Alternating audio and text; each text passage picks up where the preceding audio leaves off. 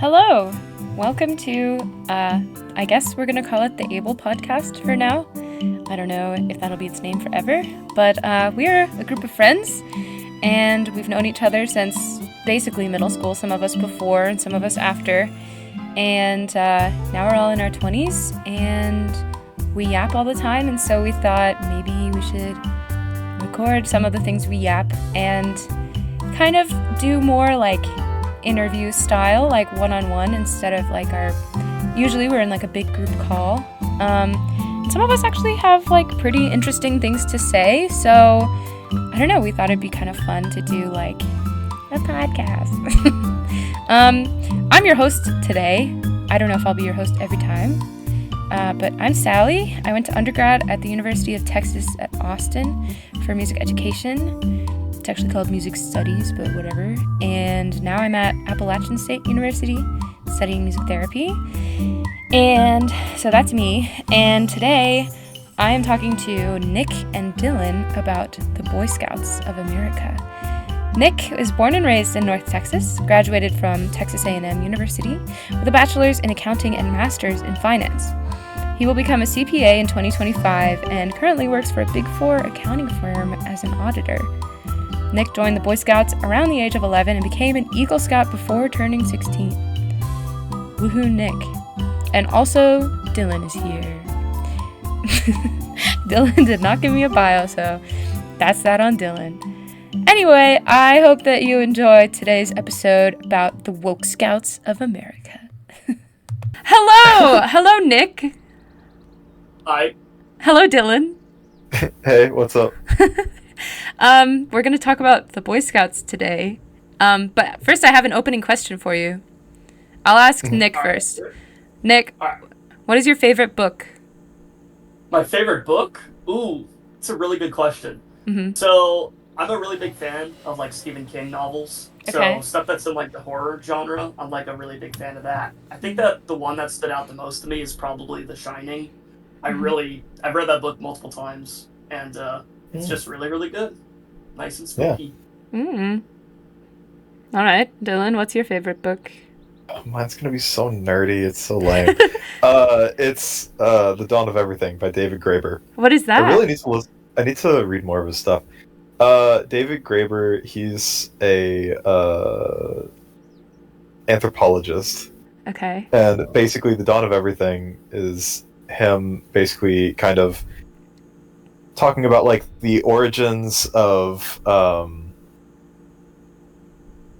of like talking about like Rousseau and like that sort of thing where like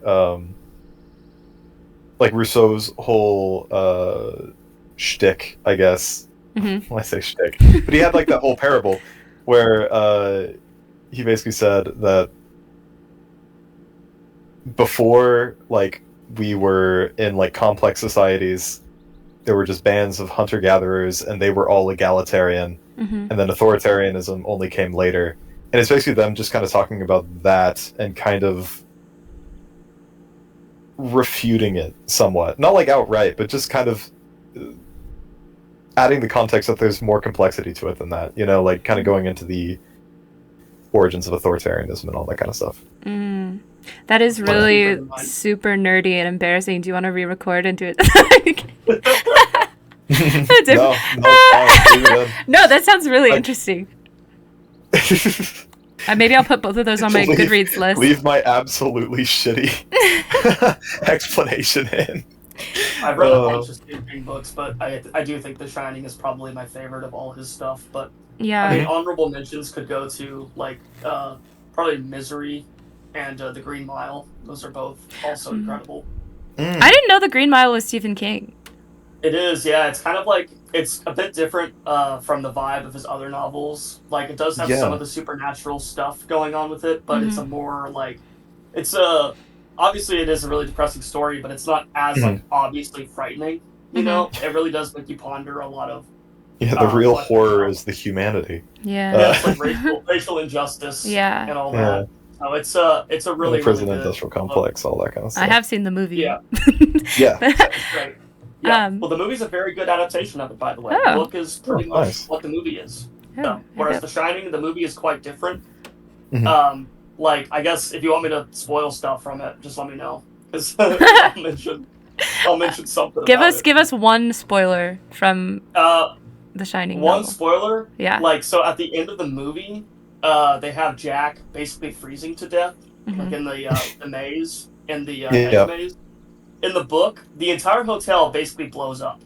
So, like, there's like a boiler that I think he's trying to, like, fix, you know? But it ends up blowing the place up, and he's the only one inside. So that's how he perishes at the end of the book. So it's much more explosive. Much more explosive ending to the book. Oh, wow. Yeah, no kidding. Okay. Yeah. Great. Okay, so let's get into the Boy Scouts. What age did you both join the Boy Scouts? I'm pretty sure we both joined at the same age, or at least, like, the same year. So, like, I was in Cub Scouts before I was in the Boy Scouts. Is there... Okay, so, what is the difference? Cub Scouts is just, like, for younger kids. So it's like Daisy and, like, Girl Scouts? I guess. I'm not super familiar with the Girl Scouts structure. Okay, but yeah, basically, like, for me, I started with the Cub Scouts whenever I was in the first grade. And then do that all through grade school, and then you go to middle school, and then you gotta figure out, I think it's like literally the 5th grade, that you figure out which troop you want to be a part of. And pretty much my entire Cub Scout pack went to the same troop. I love that. Wait, were you guys in the same troop? No. Oh. No, we were not. Oh. Yeah. So I will say... You rivals? I'll leave it for later. Oh, okay. No, we're not. I was gonna build on it just to say that, like, I think it was like 11 or 12 when I started Boy Scouts. Yeah, exactly. And, and I was in Cub Scouts as well, so, and I did the whole thing with that. So it's just kind of like, it's Boy Scouts, but Boy Scouts Light, you know, for younger kids that just kind of start to develop some of those, like, skills and discipline and, like, working towards merit badges and just learning about the world and how to be an independent human being or being a leader and all that type of stuff. And the different ranks, if I remember rightly, and you can always call me out if I'm wrong, but I think it's like Tiger Cub, Wolf, or something like that. And then, like, Bear, and then Weebelo. Weebelo? And the Weebelo 2.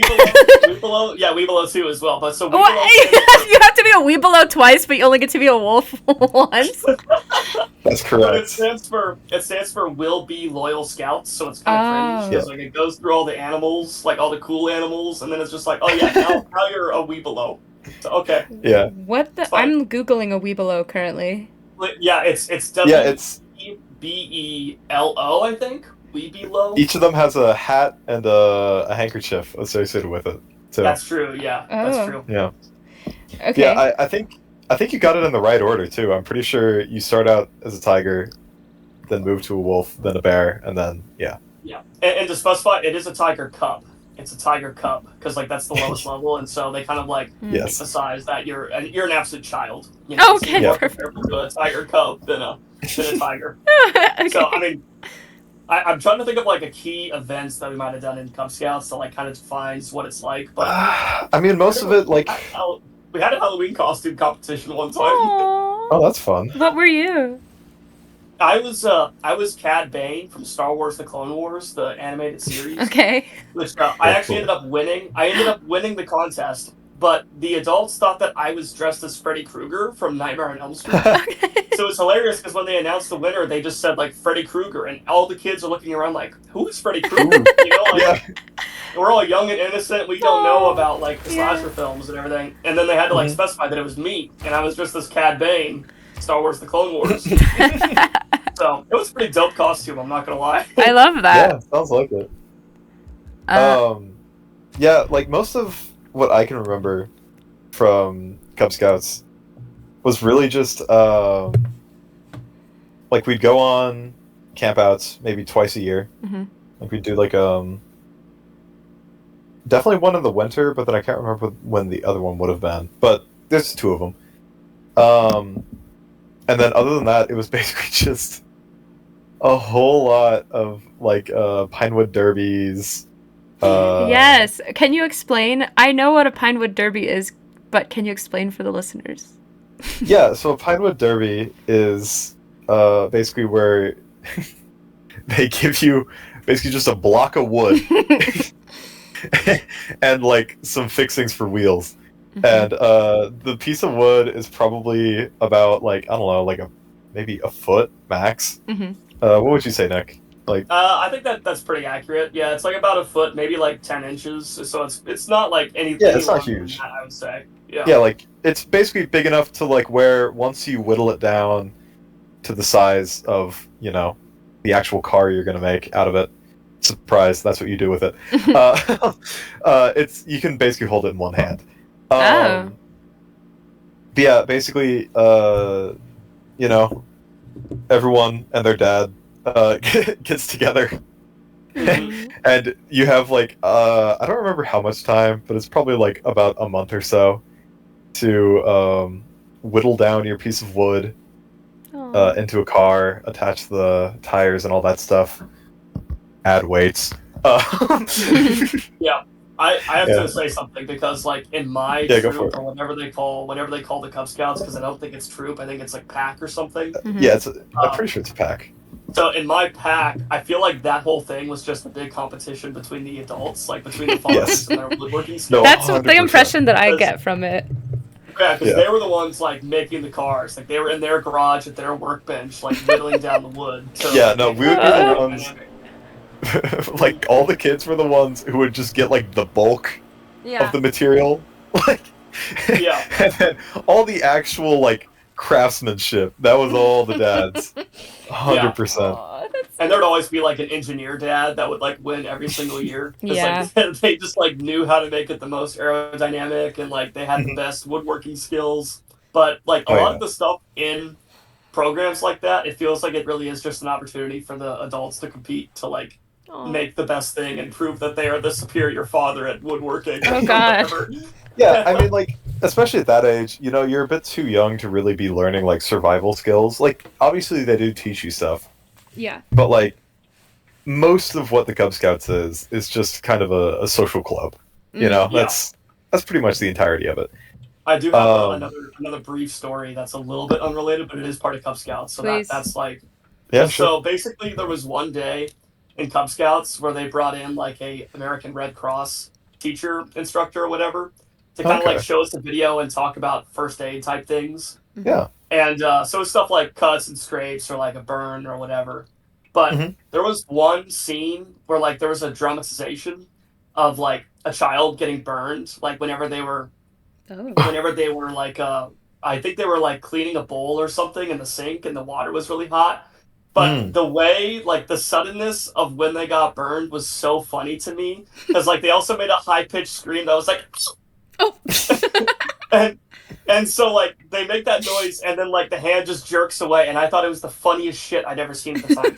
And so I start breaking down laughing, and I can't stop myself. And you have a very distinct laugh that is not easy to hide.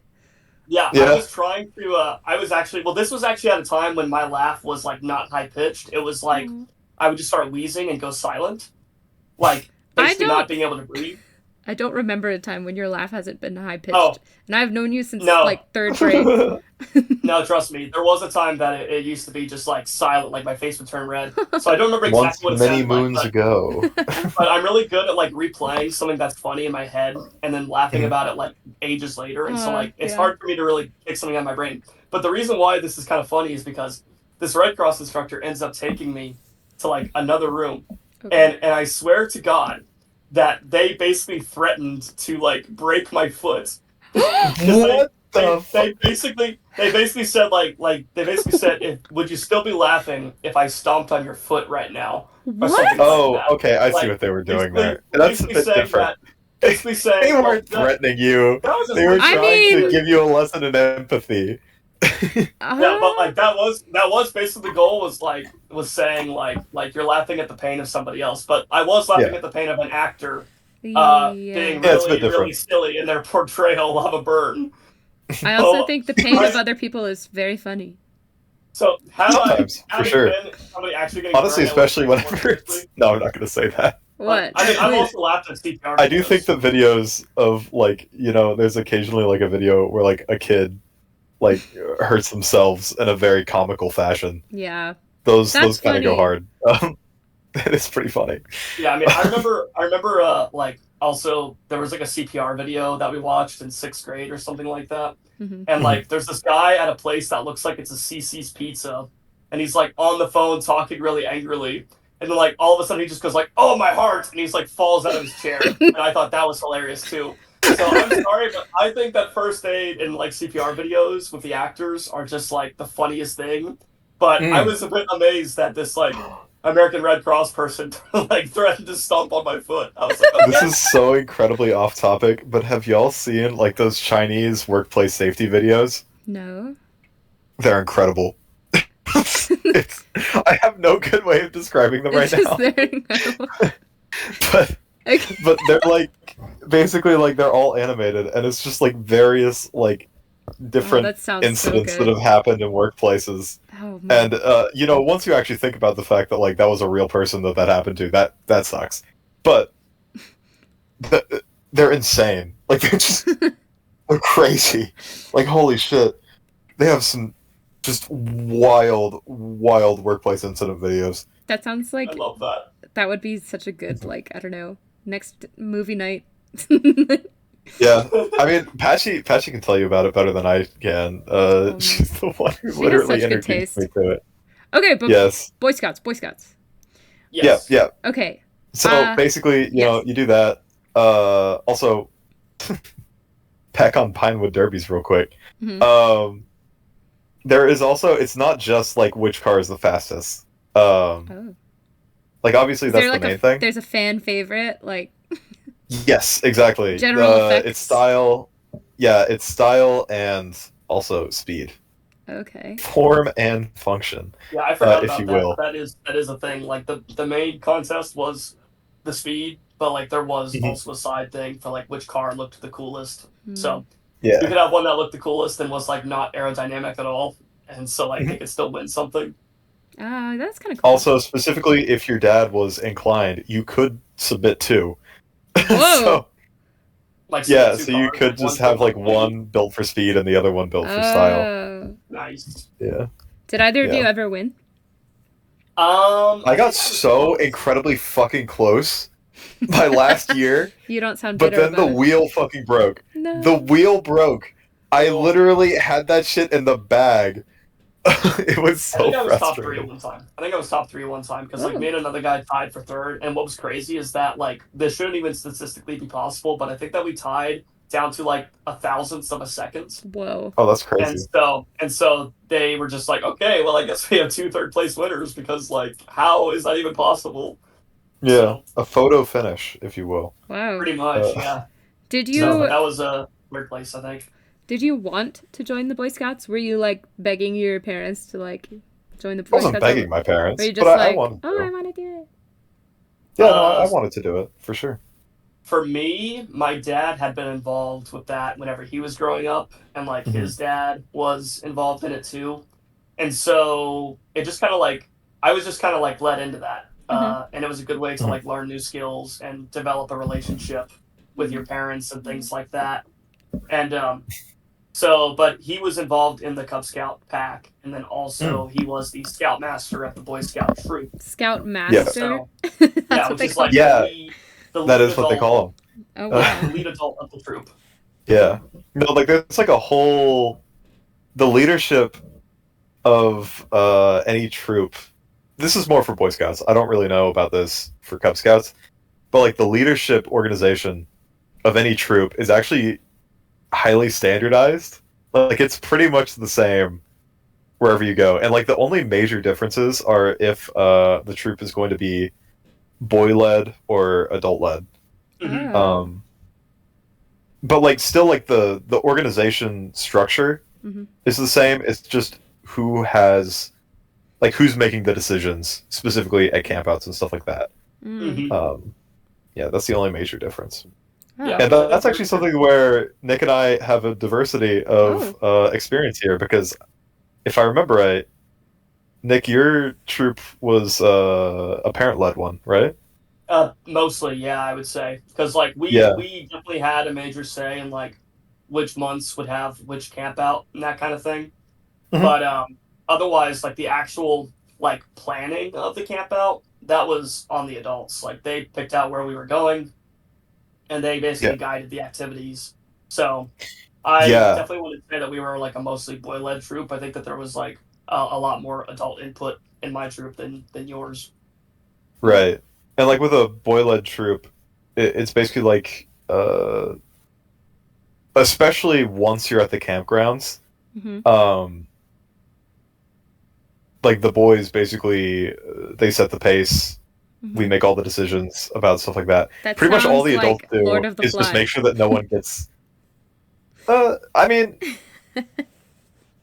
yes, sort of, but more in the way that like, you know, Lord of the Flies kind of gets it wrong. You know, generally, people are pretty good at organizing themselves. I think. Was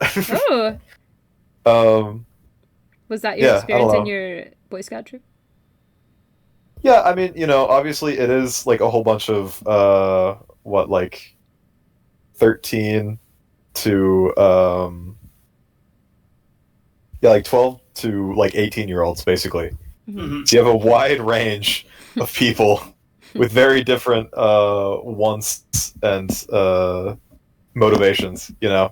So that obviously can get a bit chaotic. We always used to refer to it as herding cats, especially once you got into like leadership positions in the troop. Which I guess I'll go ahead and get into this. To work up like through like the different ranks in Boy Scouts, you like had to get leadership positions. Like it was pretty much required. Yeah, I'm pretty sure it was. Nick, isn't that right? Like that certain ranks like required you to have leadership experience. That might have been the thing. You can't get to Eagle Scout unless you do that. Well, for the record, though, I do think that if for some reason a kid like wasn't getting elected to a leadership position, the adults would basically like force it just to make sure they get that requirement. You know, because like that'd be kind of because like the elections that we had for like positions, they would take place like every 6 months. I want to say. And like they're basically popularity contests to a certain extent. Yeah. So like there's definitely a chance that you're just like not the most popular kid. But like you do need a leadership role of some kind. And so those are situations in which I'm sure the adults would probably just be like, oh yeah, like he needs a role that's gonna give him this requirement to move up in rank. So it's kind of funny too. You can't really like gatekeep somebody with that. Like you could gatekeep somebody for not doing an Eagle project, but you can't really gatekeep them for like losing a popularity contest. Yeah. Yeah. I wonder how that went in the boy-led troop then, without the parents to kind of like jump in. Well, obviously we still have like the parents around, but kind of. I mean, there are positions like there are leadership positions that you can get that don't necessarily require you to be voted in, like guides. Guides. Kind of you just volunteer for it. I think we always had like at least 4 of them. So basically, like what a guide does is they're usually like an older kid who's basically, as the name implies, guiding the new people in the troop. You know, like the first and second years, basically kind of showing them the ropes, helping them out, teaching them how to build fires, organize campsites, all that good stuff. You know. I'm trying to remember all the different positions that I held. I know that I was a guide like twice. What about you, Nick? And then I was elected. I was elected senior patrol leader at one point, which is like the head honcho of like the boys. Whoa! Yes. Yeah, so like I had a reign as like senior patrol leader and assistant senior patrol leader. So like the comparable positions would be like president and vice president. So like I had those for a little while. And that was kind of cool, you know, but I was well liked in the troop because like, well, number one, it helps when your dad is the scoutmaster. Yes. A little nepotism. Number two, it also does help, just like to be somebody that's welcoming to everybody. Like I never really picked on anybody or made them feel like they didn't belong. And so I just tried to be as friendly as possible to everybody, and that goes a long way. And so people liked me quite a bit. Yeah. Yeah. But also, I forgot to mention this earlier, but it is kind of funny because I don't know if you can relate to this, Nick, but at least in my troop, I know that there definitely was some politicking. Oh. for the senior patrol leader position. Because like basically there were certain people who always wanted to be the senior patrol leader, but all of the boys knew that they had a, shall we say, tyrannical habits. Oh my god. They got a little power hungry once they got that position. Uh-oh. And they tended to boss people around. So we were pretty good at avoiding those people. Avoiding letting those people get any kind of power in the troop. I mean, like, for us, we never really had anybody that was just, like, craving the senior patrol leader position, but there'd usually be, like, two or three that would run each 6 months. Mm-hmm. And, like, people were pretty good about just, like, stepping down after they'd done. Oh, yeah. No, for sure. 6 months. And so they would step down, and then, like, there would be another person that would step in, and there was almost always a revolving door. So, like, nobody was super hooked on, like, being in that position for a while, because, like, once you've been in that position, like... It's a lot. You could put that down somewhere, I think, in your requirements. I don't really know. I guess it goes back to the idea of, like, did we need, like, certain leadership positions to rank up? I should actually, like, Google that. I think you needed it for life... and also probably for first class, but I think like for your first class one, it could have literally just been any leadership position, like even within your patrol. What is first class and what is I guess life? I guess it's time to give the breakdown of the... Yeah, please. Okay. I'm like, what are you talking about? We'll get the whole rank out of the way. By the way, I just want to say this reminds me of my brother, when he was in high school, was in the physics club. And they chose one kid to be the president, and everybody else was vice president for their college applications. And, like, this is, like, I don't know, kind of reminding me of that. But anyway, go on. Okay, I did find something before we get into the ranks. It says that, yes, some leadership roles in the Boy Scouts are required to rank up. It says that for first class, which we'll get into these in a second. Oh my god, I remembered it right. That's crazy. Scouts must serve in a leadership position for 4 months after earning this rank, and then for Star, Life, and Eagle, Scouts must serve in a leadership position for 6 months after earning this rank. So, Dylan, do you want to try to recite the Boy Scout ranks, and I'll pull up a list to call you out if any of them are wrong? Oh yeah! Please do. Okay. So the first three are pretty easy. You start off as a third class. Actually, do you have to earn third class? Well, I guess let me just call you out real quick, because it's not quite called third class. It's called Tenderfoot. Oh, Tenderfoot. Yeah, you're so right. You were so right. They're like, you have to be like little bitch baby pussy boy first, and then you get to be like Chad. No, think about it like Land Before Time. You know, it's like Littlefoot. Oh. This says that that's the second rank, so maybe there's one that's before it. I think the first one's just called Scout, so you're just a Scout. Oh, okay. Yeah. So you got Scout, you start as a Scout, then you gotta earn Tenderfoot, then you get second class, first class, and basically, in our troop, the goal was to get people up to first class within, like, 1 year, basically. Oh, whoa. Because those are all really simple ranks to get. You don't have a lot of requirements. Yeah, that's a good goal. Yeah, like, max, you would maybe spend, like, 2.5 years on that, max. Okay. The next, I guess 4 ranks, they're much more difficult. You got Star, Life, oh no, it was just 3, and Eagle. Correct, there you go. Whoa, yeah. Look at you. In that order. Fuck, I can't believe I screwed up Tenderfoot.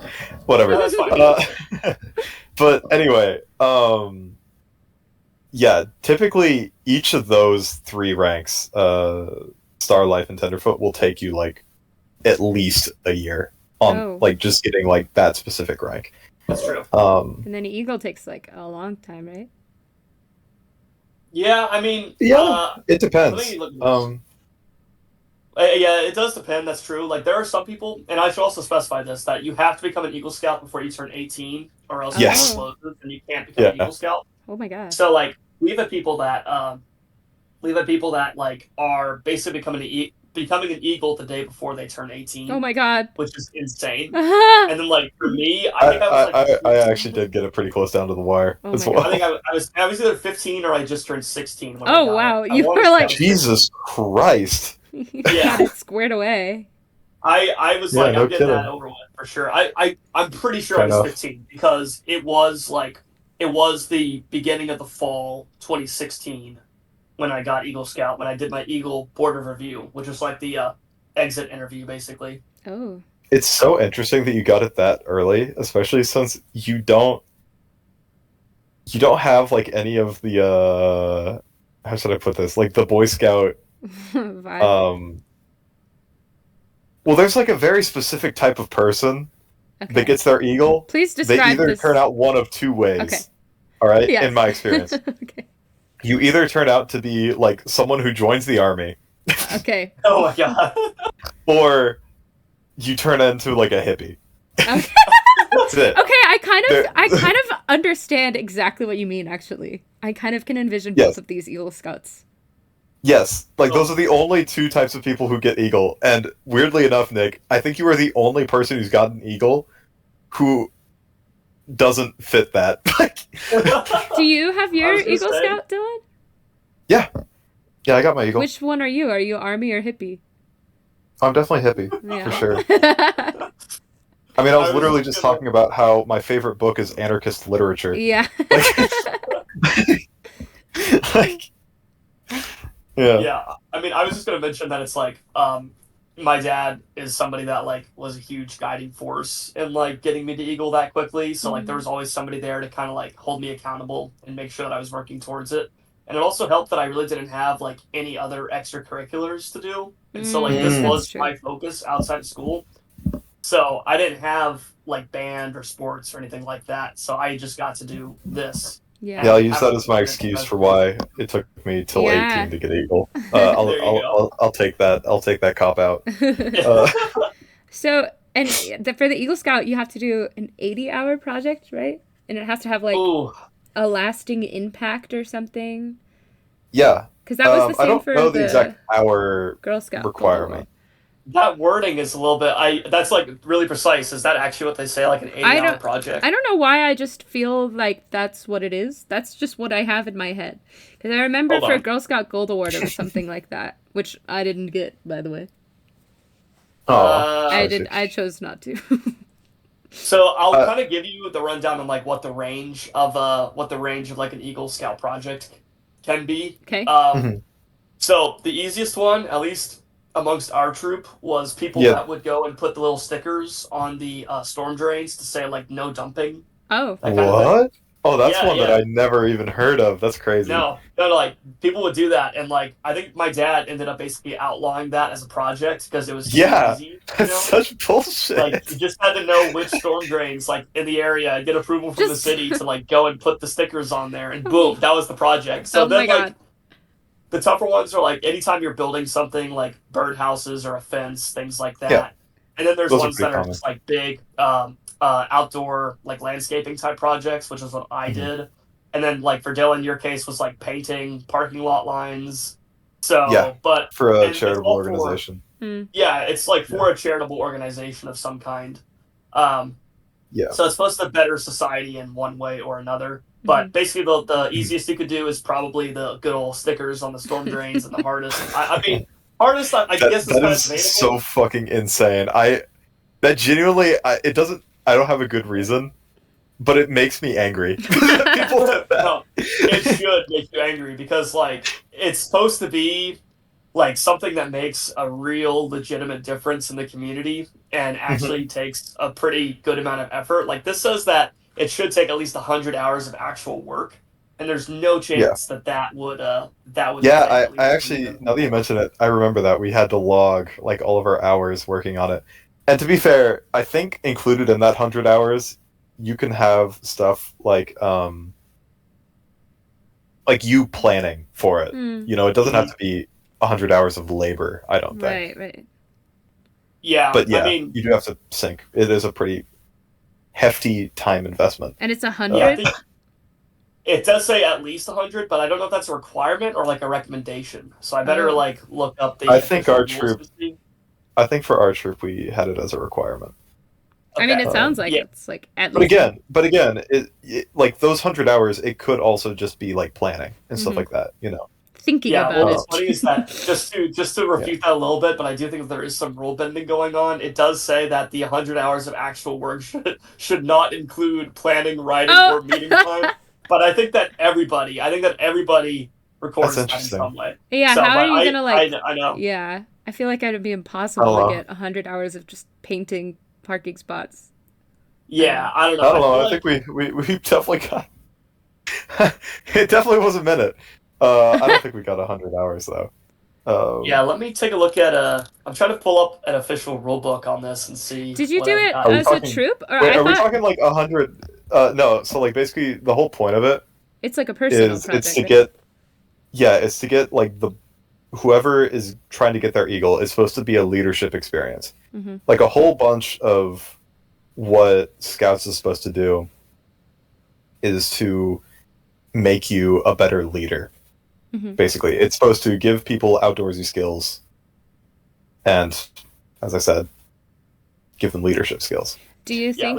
So basically, the whole point of the project is to give you practical experience in leading a team to have some kind of impact in a community. So you had to like be on the teams of other people's Eagle Scouts stuff? Mm-hmm. Their project. We have to go and support them. Yeah, like help them complete their project. So that was like our duty as a troop was to support everybody in completing their project. Yeah. That's another place where popularity kind of came in handy. For sure. Yeah. But also, like, if I remember right, most of the... Oh, sorry, go ahead. No, so I was just saying that, like, we had, like, adults that would have their kids go, you know, not really give them a choice, just be like, oh, there's this Eagle project plan, so you're going. Yeah. So. Well, especially since, like, if I remember right, a lot of the ranks required you to do community service. So correct.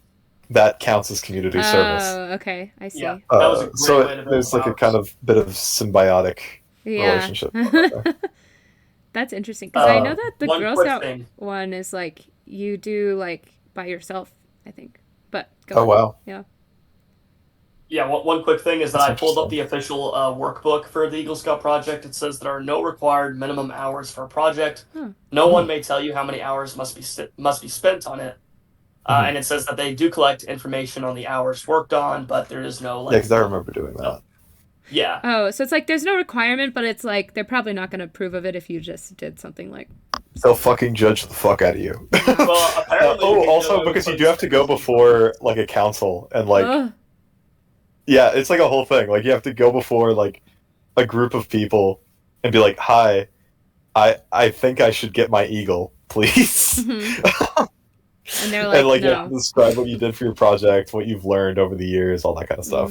Yeah, which I briefly brought up because I described it as like an exit interview, but it's called like an Eagle Board of Review, I think, where like you basically go in front of the council and you basically talk about your Eagle project, and as Dylan said, basically like the key lessons that you've learned from being a Boy Scout and all that stuff, how it's going to benefit you in the future. So, but like, once you've kind of done the Eagle project, I feel like it's pretty much a guarantee that like you'll pass the board of review and get the Eagle Scout. But apparently you can get away with putting stickers on storm drains. So like I have a really tough time. Like I knew I had to do something that I'd be proud of talking about in front of a panel, and I don't think I could get away with talking about putting stickers on storm drains. What did you do? No. So my project was kind of vast because we showed up at the main facility of this charitable organization, and they basically gave us a list of like 4 or 5 outdoor landscaping type projects to do. And we bit off a bit more than we could chew because we basically just said that we'll take all of those projects. Oh my god. And so the ones that we did was basically like redesigning the landscaping around the front sign. So like buying new flowers, putting in new mulch, cutting off like overly long tree branches that were next to the tree to the landscaping. There was also like pulling out dead bushes and putting in new ones, and also putting mulch in that area. Not Jeb. It was like cutting vegetation off of like fences that were around the facility. And one thing I should also say is that like this took 4 weekends to do. And one of the weekends we completed like 3 of the 4 key projects that I remember. And the last one that we worked on for the next 3 weekends was cutting the vegetation off the longest fence they had. So basically, like this was like a 200 or 250 foot fence or something like that. Vegetation gets thicker as you go down the fence, and like it's covered in thorns and it's covered in poison ivy and all that other kind of stuff. And so like we had to go through and basically by hand cut all the vegetation off the fence and pick it up with pitchforks and like take it to a dumpster that was close by. And that was grueling in every sense of the word. It was in the summer, so it was very hot. So we had like people getting heat exhaustion, trying to keep people hydrated, and then also the facility is near a place where they process sewage, and so there was a smell of just sewage, like permeating the area. And so it was 4 weekends of being in the heat, smelling that, and like navigating thorns and poison ivy. So it was quite a time. Oh my god. Yes. Wow. Okay. Yeah. Did you think it like built character? Oh, big time. That was probably like the biggest leadership role that I've ever had. Just because like that was a project that was a project that I did do a lot of the planning for that. You know, like I did do a lot You're of supposed to, that, along with my dad, of course. Like he and I worked together on a lot of things. But gathering like the tools and going to buy the different things that were going to be put in the landscaping, like that was a really big leadership effort that had to be made. For sure, procurement is one of the most difficult parts of that whole thing. And then like the first weekend, especially when I had like several teams working on different projects, I had to like wander around the entire area and like check up on everybody, make sure things were going smoothly. So like it was definitely like a logistical challenge to really monitor and maintain all of that. So I would say like, it was probably a key event in my life that really did build up like some sense of a leader within me. That's cool. Yeah. It was cool. My impression of the Boy Scouts is that you learn how to tie a bunch of knots and you go camping with your dad. I would like to know what you have actually learned from the Boy Scouts. Do you know how to tie a bunch of knots? Okay. Yes. I was hoping I have forgotten most of them now. My favorite knot was like clove hitch. That was the easiest one to tie. Yeah, it's also really useful, weirdly enough. I still use it sometimes. When? Well,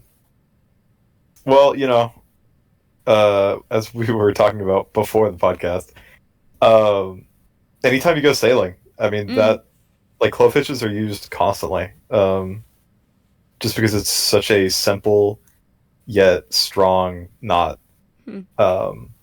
Aside from that, unfortunately, I forgot how to tie bowline, which is the other most useful knot that we learned. Yeah. I don't know. What you got, Nick? Well, I remember like pioneering has like a lot of they're not knots necessarily, but what are those called? I'm not sure, but I was just gonna say that like working with my hands has always been a challenge for me, and so tying knots has always been a struggle. But like clove hitch was like such an easy one to do. So anytime I was asked to tie one of those, I was like, I got you. I'm gonna crush this clove hitch. But every other knot, I'd be like, I need to look at a guide because I forgot the steps. So Nick, am I insane, or is it literally part of like I am pretty sure that part of getting some of the ranks is learning how to tie certain knots. I think that's part of it. That's so funny. So I'm gonna Google that, but you can keep There's talking so much like why is the knots are so important? Well, because in a survival situation, rope and all that is true. Really useful. It's really, really useful. Especially like if you're doing like pioneering and stuff like that, which to explain what pioneering is, it's where you take logs and you lash them together. Lashes. That's the word I was trying to look for earlier. Also, I found the knots you have to know to reach first class. Oh, good. Yeah, I know it's definitely going to be a square knot for sure. Yes. So square knot, 2 half hitches, taut line hitch, sheet bend, that one. bowline, clove hitch, and timber hitch. Do you think if I gave you some rope right now, you could tie all of those without looking at the No. No. Okay. I could probably do the hitches. The hitches are pretty easy. It's the I have knots. forgotten. No, I mean like you could do a timber hitch. Come on now. What does a That's timber like hitch the look easiest shit ever. What does it look like? Hold on. It's literally the one where you just wrap it around a tree and then wrap the rope around itself, and it's just using tension to like keep One it. second. I'm watching a tutorial video. No.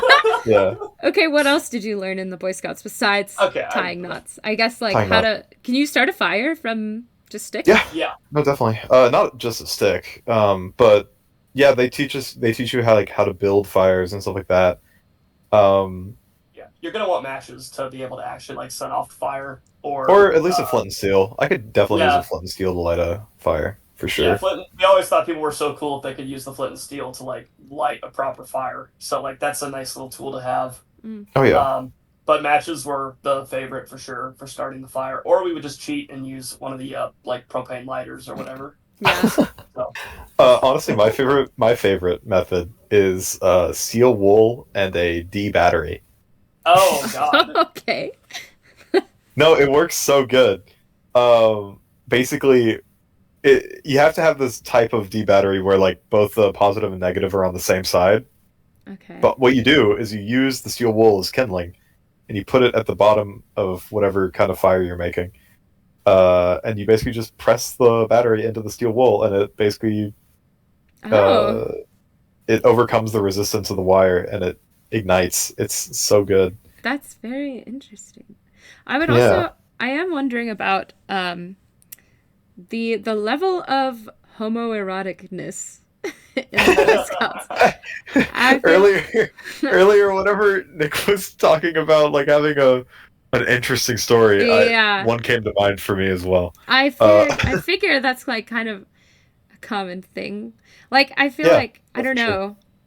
I feel like honestly, like if somebody came up with the idea for Boy Scouts like today, if it hadn't already existed, I wonder. I don't know. I wonder if it would be like received. I wonder if it'd be like a super like conservative like thing, or if it'd be like. It is.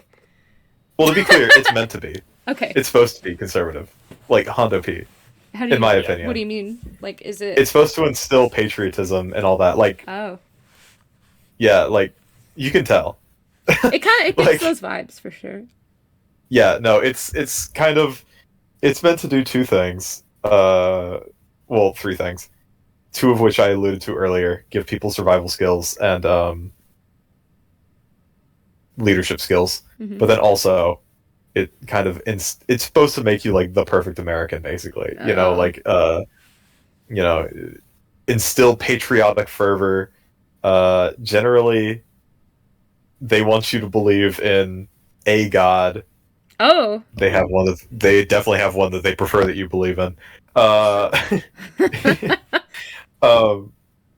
Yeah, we did have Muslim members of our troop, and that was always interesting because it's not like obviously the Boy Scouts poses as an organization which doesn't require you to be Christian, but it's kind of an unspoken like it's very much part of it for sure. Yeah, one thing I can contribute is that like one of the roles that you can get elected to is to be a chaplain's aide. Oh, so like that was basically to like guide prayer or whatever. But in my troop, under my dad's leadership, where like we strongly believe in freedom of religion, we didn't think it would really be fair to have that be a common theme for the troop, to like have prayer be led for a god that not everybody believes in. And so that was kind of just a symbolic role where like they didn't actually do anything for our troop. But yeah, like it was just kind of this idea to not make people feel uncomfortable, like having to join into prayer for a god they don't believe in. Yeah. So it was important to us to make everybody feel like welcome and not make it feel like there was only one group that was being catered towards. So, because we had Muslims too, and we probably had Jews too, and so like we just have a variety of different faiths that were there. Oh fuck! That reminds me. Some of the most fucked up jokes. We're definitely from Boy Scouts.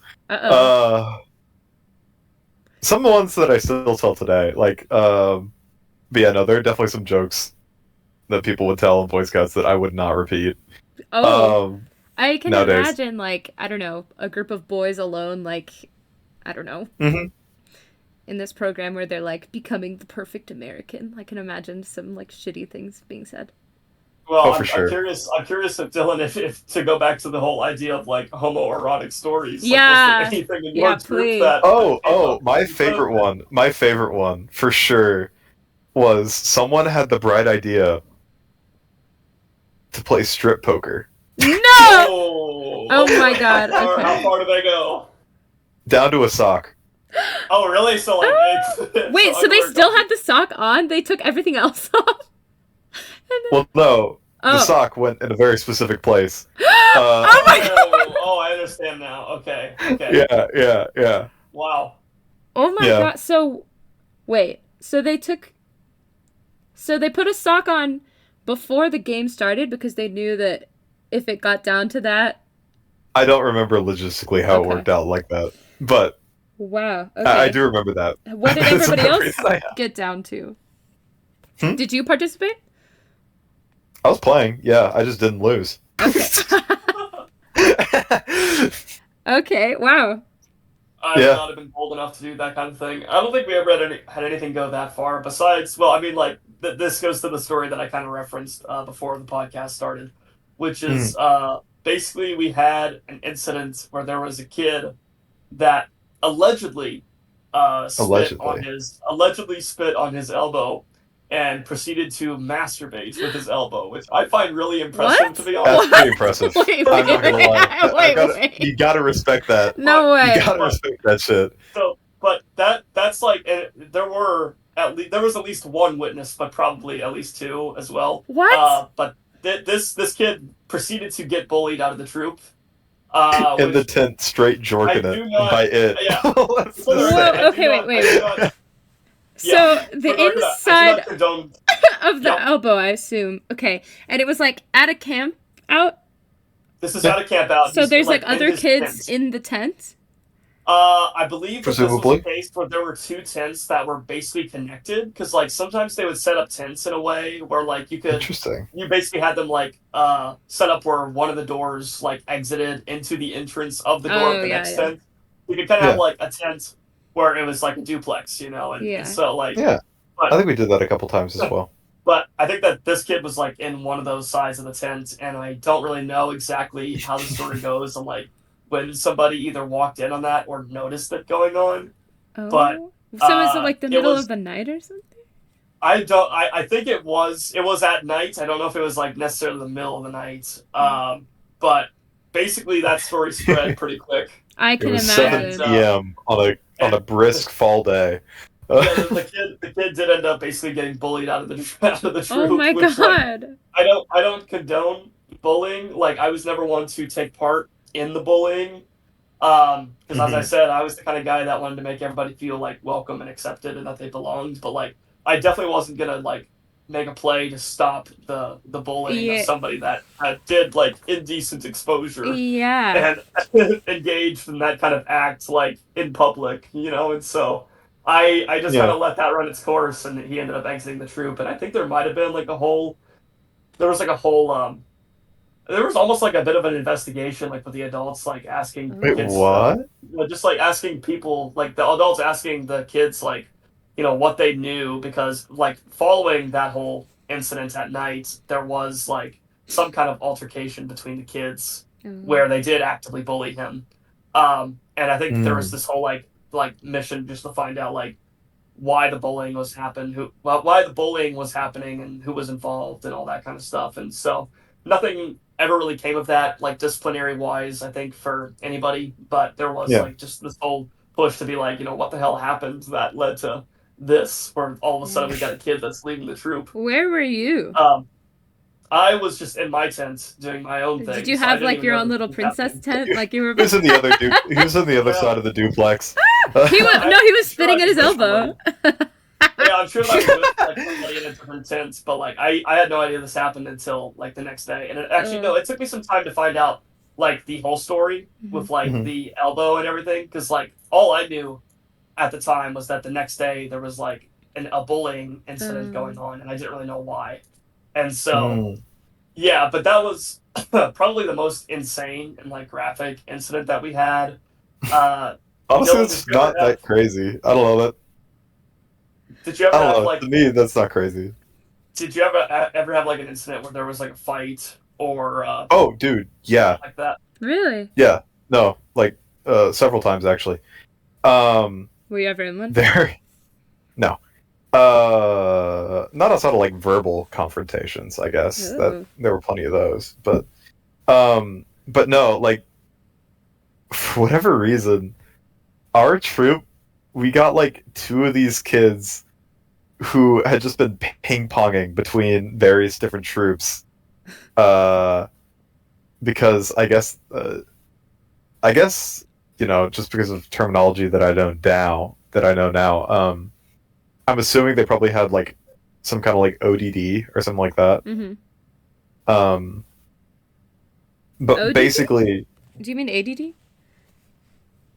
was it ADD? Yeah. Yeah. Attention attention deficit disorder. No, not that one. I'm talking about the one OCD? where it's like, no, I'm talking about the one where like people like they act like their brain compels them to like disobey any sort of like thing. Yeah. I don't remember. What is that? I think it is ODD. Isn't it? I'm looking it up. Like oppositional defiance disorder. Right. Yeah. I didn't know this was a thing, to be honest with you. Yeah, no, it's kind of hellish, honestly. But yeah, no, we had some kids that I think they probably had that. I don't know that for sure, but that is very much the vibe that I got. But yeah, basically, they're kind of. I mean, they were fine most of the time. Like whenever, especially like I guess when they were medicated. Mm-hmm. But yeah, they just occasionally would kind of get aggressive, and it's funny because they were both friends with each other, except for one fateful day where one of them, like we were leaving the campsite, and I have no idea what the altercation between the two of them was, but basically it led to one of the boys, fucking GTA style, pulling this dude out of the car and like choking him out on the ground. Yeah. And then I think one of them ended up quitting. But yeah, no, they were fucking crazy, dude. That's crazy. Yeah. I actually went on a sailing trip with the other one that didn't quit, and it was quite pleasant. He was fine. Nice. Obviously, they were still kind of like oddballs, in the group, but they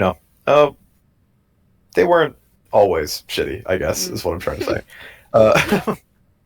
But yeah, no, most of the time, if there was going to be like any kind of altercation, it was generally going to be verbal, and it was generally probably going to be because someone was like stealing someone else's food or something like that. Oh yeah, I'm glad I'm not the only one that's had that kind of experience. Like, so, dude, do you remember? Yeah. Oh, yeah, I do. First and last name. We're dropping names. We're dropping names in here. That motherfucker, he would steal our desserts all the fucking time. I bet he would. I know it was you. Oh my god. But yeah, no, like I know that our patrol, we would, because it was normal stuff. Like normal meal prep is you would have a certain amount of meals. You'd usually do like one light snack for after you arrived at the campsite, because like it would be nighttime, so you'd have like a light snack that you wouldn't have to cook or anything, just before once everything was set up and before you go to sleep. And then the next day you'd have breakfast, lunch, dinner, hot breakfast, cold lunch, hot dinner, and then a cold breakfast for Sunday, and then you go home. But generally, your dinner, you would plan a dessert with it. Uh-huh. And any time our patrol would have Oreos. Somehow, some way, word would get out, and like half of them would be gone. Yeah. Which I have pretty much the same story, because like we used to buy Oreo fudge creams, which I think those are kind of discontinued these days. But what they were is like, imagine like an Oreo, but the top cookie is removed, and so it's just the bottom cookie, the cream, and then it's all covered in like a fudge shell. Oh. Yeah. They're delicious, for the record, and I wish that I could find them. I wish they were still around. But I would always like make sure that we had like 2 packs of those on a camp out.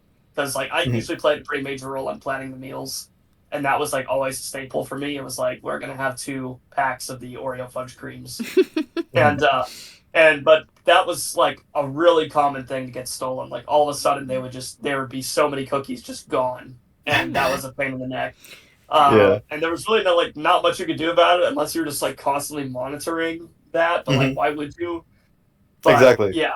So that was you shouldn't have to. You know, like. Yeah, like somebody keeping watch. Like, yeah, deadass. Yes.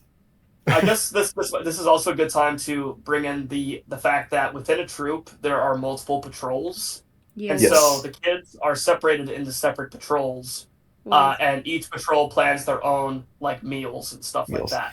Yeah, so a patrol is basically a group of boys who are in the same age group. Okay. And depending on how big that specific year's hall of recruits, if you will, is, you'll either generally have like 1 to 2 patrols. I think there was like 1 year where we had 3 patrols, but that's generally a lot. Typically a patrol would be anywhere from like 4 to maybe 8-ish people. And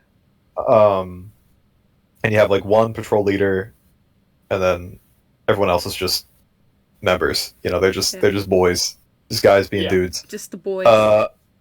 Yeah. The reason I bring it up is because of the fact that it's like it would be other patrols stealing one patrol's Oreos. So it's like they had the opportunity to plan to like have the stuff that they wanted, and they like didn't bring it or whatever. They didn't get what we got. But that was where the stealing would come into play. So it's not like somebody in your patrol is like eating too many Oreos, even though that would happen. Yeah, no. But like, that's more forgivable, you know? Yeah. That's much more forgivable. So some of the most tension that would come up was just from patrols stealing food from other patrols. That was kind of a crappy deal. And then another source of conflict that I want to bring up is some people just not doing their fair share. Like whenever it's time to like clean and stuff like that, like specifically like after like a hot meal, you got to clean the griddle and all the pots and pans that you use, all that kind of stuff. And sometimes people just wouldn't, and so that was always a bit of a source of tension, shall we say. Yeah, I agree on that too. We definitely had like a kid that would not like contribute their fair share, and then like anytime he was called out on it, he kind of has like a bit of an anger management type issue. Yeah, and so like there would always be a pretty big reaction to like getting called out for something like that. And like the thing about boys is that like I don't know, it's hard to explain, but whenever you're like calling somebody out or picking on somebody, like some of the guys that do that, they like it when the person they're targeting like doesn't react, and then some of them like it when they do react. And I feel like in this case, like people like liked how much he would react, and so that made them want to like kind of egg him on further. Yeah. And so I think that like in the end that kid actually did move on to another troop. Like I think he did one that was more like based around like a troop that was more based around adventure type things. I have to look up what exactly it was, but he went to do some other thing that was a little bit separate from Boy Scouts. Yeah. But he was somebody that was basically bullied out of the troop just because like he wouldn't do his fair share and he would overreact about stuff. Yeah. How many people were in your troops? Super uncommon. Mine. It fluctuates. I guess it might have been. I think it was maybe at its most, it was probably like close to 30 people. What? But it might have been more like. But it might have been more like 20 a decent amount of the time. So yeah, like it was never like huge. There were really 30 big at troops least, for back in the day. sure. 30 Yeah, I at think well least? yours was bigger Yeah. than mine, for the record. No, mine was His, much bigger. yeah. Yeah, no, I really need to think here. Hold So on, I'm doing typically an age group would have like 2 patrols, each with about like 8 people. Of course, you got to remember that over time these patrols will get smaller as people drop out. So I'm gonna go ahead and say we're gonna average probably around like 5 members per patrol, 2 patrols per age group. So that's 10, and then times well, pretty much 12 to 18. So that's like 6. So about like at least 60, but definitely more than that. What? Yeah. My Girl Scout troop, I think, had like 8. So, Yeah, no, well, Boy one thing Scouts I is will just a say, big ass organization Yeah, for that's sure. true. I did just Google that the average size of a troop is about 14 scouts, but it can range from 5 to like over 100. What? Yeah. It says I a think that my well-run troop was generally in that over 100 category. I know, like, just from like the outside looking in, that y'all were considered to be one of the biggest troops in the area, possibly the biggest in the area. No, So for sure. But Yeah. but this says that a well-run troop is generally considered to be around 15 to 20 scouts. I'm not really sure what they mean by That's a well-run crazy. Yeah, troop. why are they like... Yeah, they're like, oh yeah, like this is I don't know, the optimal. Is this like a regional thing? Like, I don't know. I really don't. Huh. because I But feel like down in Texas, like all the troops were like at least 30 people, like minimum. yeah, mine was kind of small, on the smaller side. That's what I'm talking about. Like Yeah, yours was like, as you were saying, about 30 people, and it was definitely on the smaller side. Whoa, yeah, that's yeah. crazy. Like So I think don't know some what they're people- talking about with like this whole like A well-run a troop. normal well-run troop is 14-ish people. Like that's crazy. No. Did you know Did you know about my troop? By the way, I was aware of it. You I was were aware aware of of it. Okay, Yeah. but like we didn't have like a reputation or anything. I think that we saw y'all doing pioneering, and I always liked pioneering, so Oh, cool. So I thought y'all were pretty cool. Were you respect was gained. were you aware of Dylan's? I was, yeah, because They were like the big, like they were like the Regina Yeah, George. we were the big fuck off. We knew they were the biggest, yeah. We knew they were the the biggest. huge motherfucking troop. Like, and I think weren't y'all based out of like one of the bigger churches in the area too? Yeah, we were based on. Oh, I probably shouldn't be saying that, but whatever. I'll bleep it. It's okay. But Yeah, no, we were based out of a rather large church next to a rather. Actually, I'll talk about this a bit.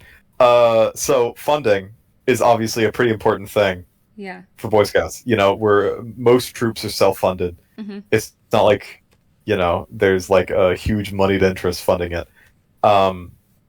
So one of the ways that our troop would raise money to exist is we partnered with the church in our local area, like that we that housed us, and basically we would do parking for events that would happen Okay. in the town nearby. So basically anytime that there would be a festival in that town, you would see Boy Scouts and members of the church out there working together to Make the parking happen. do paid parking. Oh, Yeah. I see. Nick, what about you? Did y'all... we also had like other funding mechanisms, but I can't remember what they were. Obviously popcorn is like... Yeah, that's like the most well-known one. However, it actually, at least by the later years of my time in there, didn't make that much money. Surprise, surprise. Motherfuckers don't want popcorn. I'm like trying to remember. I know, like, isn't there like dues that get paid every year to be part of Boy Scouts? Like, I think a little bit, but not a It's crazy like- amount. we did Boy Scouts. Sorry, we did popcorn selling. Is what I meant to say. We Mhm. did sales of popcorn, so that helped. And then there was like payment of dues.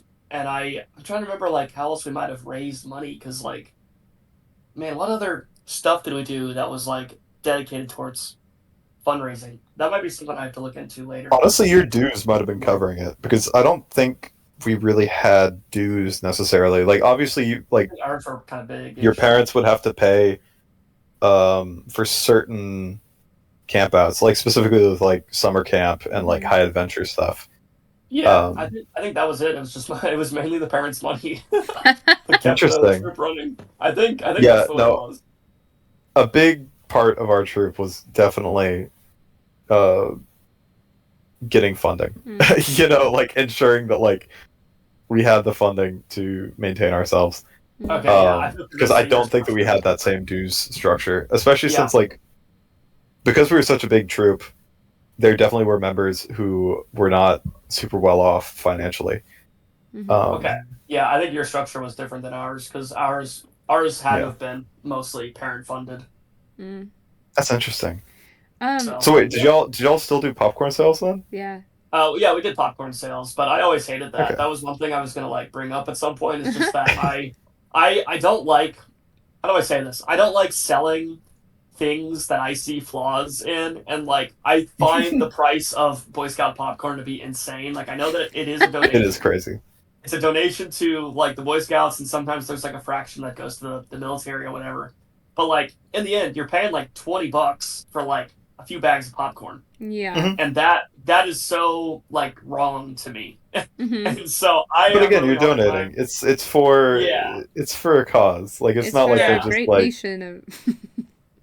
Yeah, but that was always a challenge. It's for raising the next generation of patriots. All right. Yeah. We gotta make them big and brave. We have to allot 30% for the military because they don't get enough money as it is. They need to steal from the Boy Scouts, apparently. Exactly. Yeah. I won't go too far into this detail, but like there was one one older lady that showed up at like one of our popcorn sales outside of Kroger, and I think she made some kind of comment because I think so, yeah. But so she made some kind of comment that about how recently it had been like ruled that gay people would be able to hold leadership roles in Boy Scouts.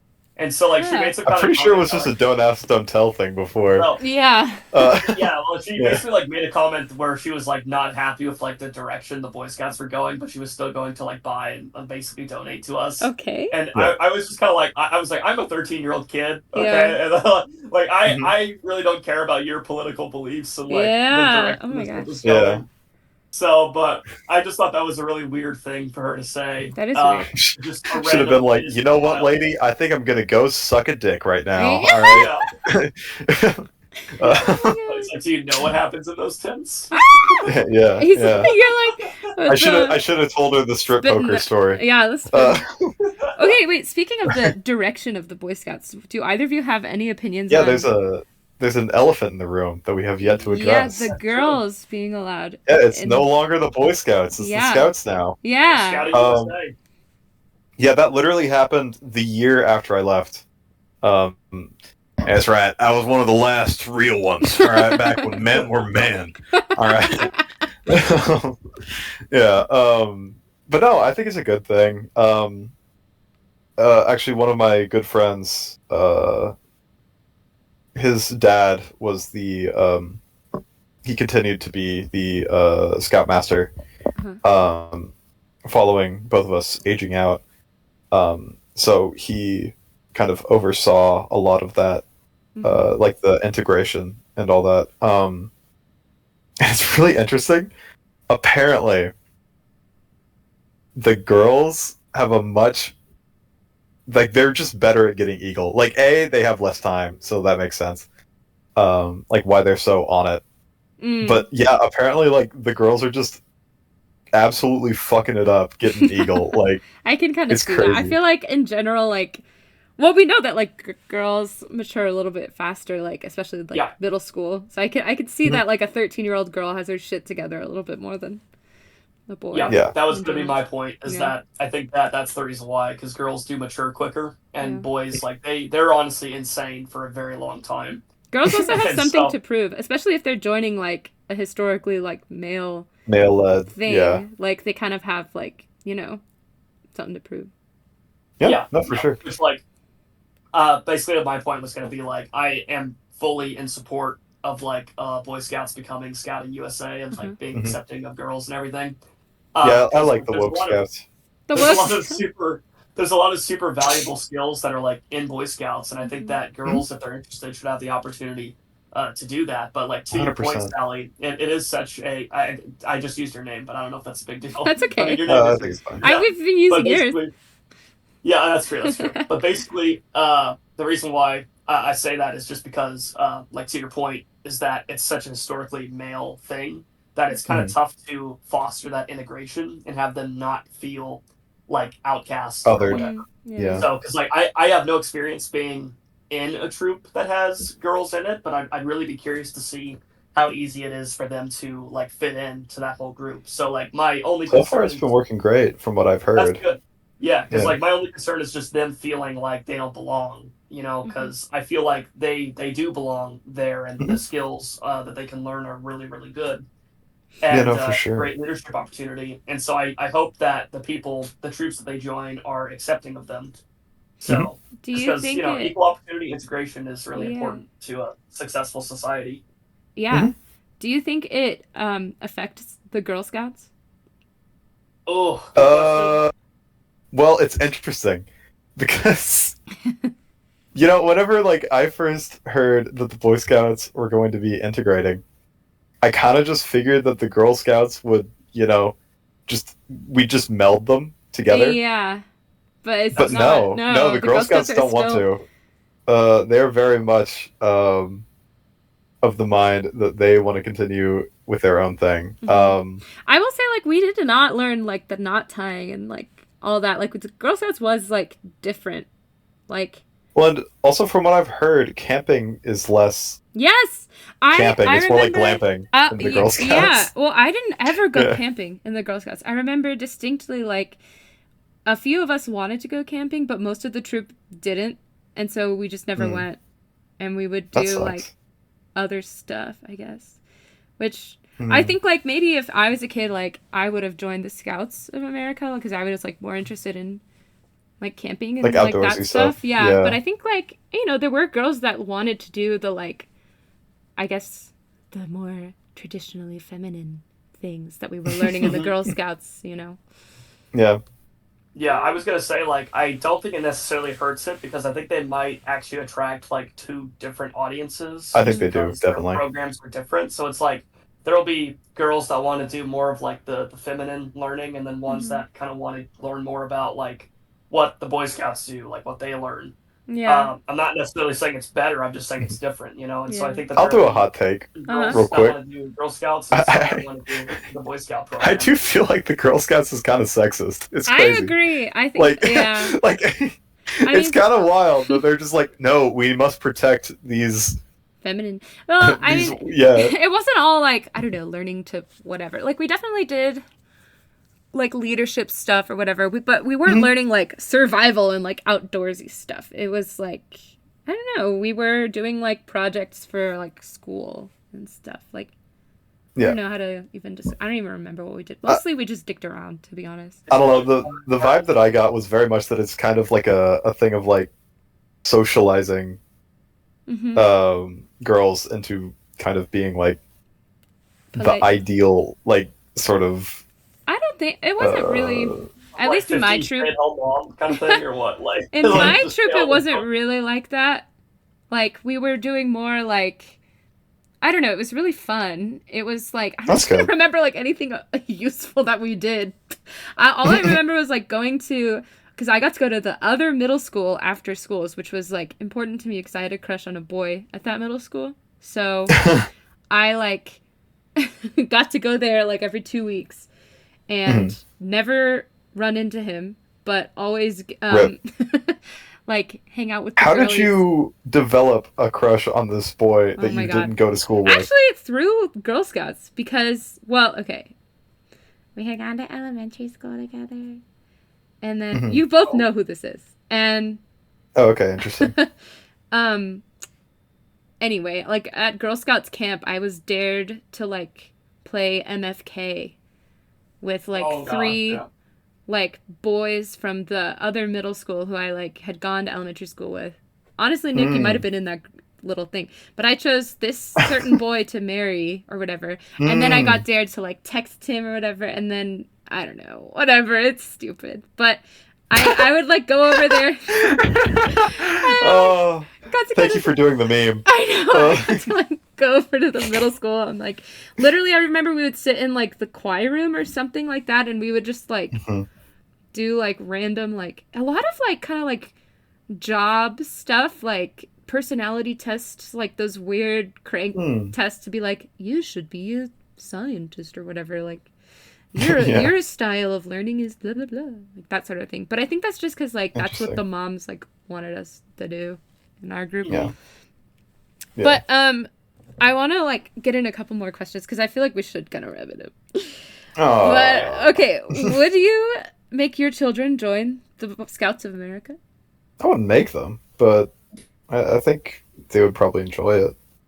I'll put it that way. I think it's a very enjoyable thing to do. For sure. Yeah, I think I'm in the same boat where it's like, I don't think I'd be the kind of parent to like force my child to do like anything in particular, because I kind of want them to decide what their interests are and how they want to develop as a person, and just kind of support them through that.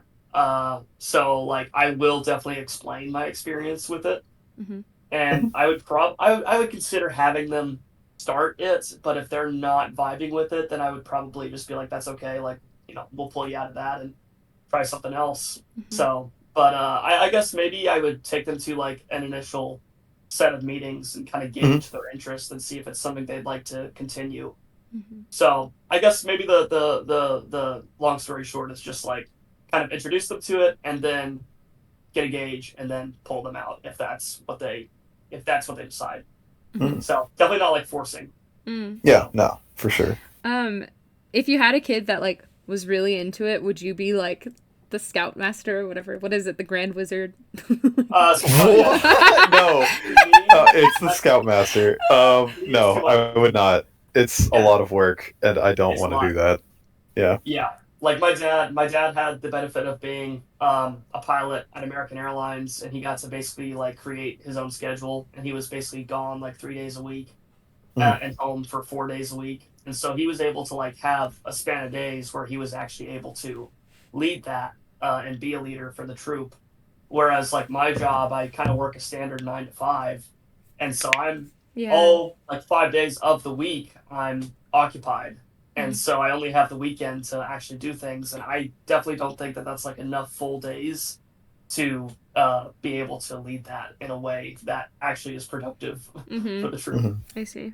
So. But I do have one like ending question that I think I want to end like all of the episodes with this question. And I will ask Dylan first because I've been asking Nick first, I guess. Dylan? Got you. Yeah. If you had to split your life into the before and the after, do you have an exact minute where it switches? A minute? Yeah. Oh, before and after. I mean, I could definitely kind of refer to an era, for sure. Okay. I would say, like, before and after starting college are, like, totally different. Like, 100%. So I guess it's like when... But I don't know if I could go down to a minute. When were you, like, in college officially? Like, when you got in, when you went... Probably whenever I don't know, like, I think whenever, like, my college experience really, like, started was whenever, we started throwing parties in our dorm. Yeah, me and my group of friends freshman year, we would, throw these little kickbacks. And, I would say that was kind of the start of, like, the next phase, I guess, of my life. Okay. Nick? Yeah, I kind of like that answer. That's pretty good. But I do have a different answer. Because, like, for me, I feel like my life can basically be split into, like, before middle school and then, like, the start of middle school. Just because, like, middle school was basically when I met a lot of my friends that I still have to this day. And I feel like a lot of, like, the lore of my life, like, the only stuff that's really relevant to me today is stuff that happened, like, during and after middle school. And so, like, basically, as soon as 7th grade started, I feel like that's where like everything in my life started to feel like it had a lasting impact, I should say. Just because, as I said, so many friends that I started to meet in middle school and then going into high school, but stuff that happened before then, a lot of that hasn't really lasted into the future. So like I do still have friends from elementary school and stuff like that, but it's mainly like from big groups that formed in middle school, you know? Yeah. And so to me that was like a clear line where like everything just started to feel more lasting on where I am today. So, because it's really hard for me to pinpoint exact things before that where I'm like, oh yeah, like there's still impacts that are lasting from that. Is there a specific time when you felt like you had like joined this friend group? Like, is there? Oh, good question. So part of it was like I met like Sophie at the beginning. First of and last grade. name. It's crazy. Oh my bad. It's okay. I'll just... No, we're gonna keep doing it. Sorry, yeah. No, it's okay. We should just drop all the first and last names in this last like 5 minutes. Meeting Sophie was kind of like my segue into like this big friend group. You guys dated, right? I had forgotten about this. Yeah. But you guys were like together for like years. 1 year. It was 1 year. A 1 year period. Well, but in middle school, that's like 10 decades. So. Yeah, and like one thing like I can say about that is that I think that was at a stage in my life where I was really not ready to be in a relationship. Yeah. So that was kind of why that fizzled out before it ever really like got a chance to develop. That's kind of how first relationships work, though. You know, especially in middle school. I mean, like, yeah. Yeah, like first relationships are kind of more learning experiences than anything else, I feel like.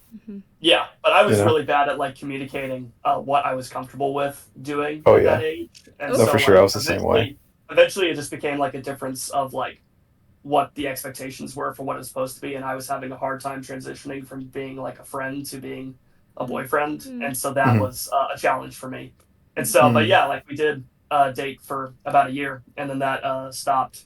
So, but basically, like it's nice that it was a clean, like it was not an a clean breakup of any kind. Like we're still in the same friend group, we still are connected to a lot of the same people, and that's really cool because I feel like all of us still get along really well. And I hear a lot of stories about breakups where like, you know, guys can't even say like the name of their ex anymore, like they're that hurt from something that happened, or just things like that. Where they can't and you can say them. her first and last name, so that's great. Yeah, exactly. Yeah, there you go. So, but basically, like, she was kind of the bridge to like meeting Bill and like Griffin and all the band people, and so that was kind of how I developed all those connections with everybody. But yeah, like basically becoming part of this friend group is kind of where like the modern day Nick lore starts. Yeah. So all the important stuff. Yeah. Well, great. Well, thanks for joining me today, guys. Yeah, for sure. It was fun. Yeah. Okay. I'm going to stop recording. So that was our episode on the Woke Scouts of America. If you liked this podcast, send your mom a nice text, or you can touch your toes, or try to lick your elbow. Hope you enjoyed. Please join us next week. I think we'll be talking about fan fictions. Also, let us know if you'd like a part 2 on the Woke Scouts. Nick and Dylan expressed that they would like to keep going on that, and I definitely have more questions. So, anyway.